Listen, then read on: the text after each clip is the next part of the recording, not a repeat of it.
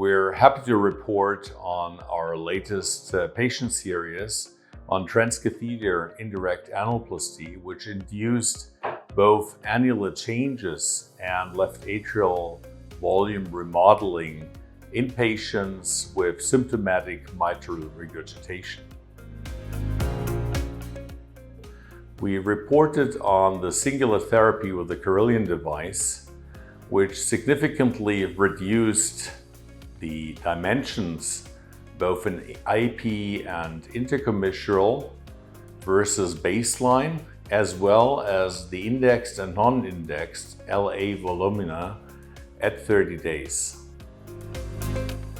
There was a significant reduction of more than 13% in the annular dimensions, as well as a change of more than 15% in left atrial volume as indexed or as in absolute numbers.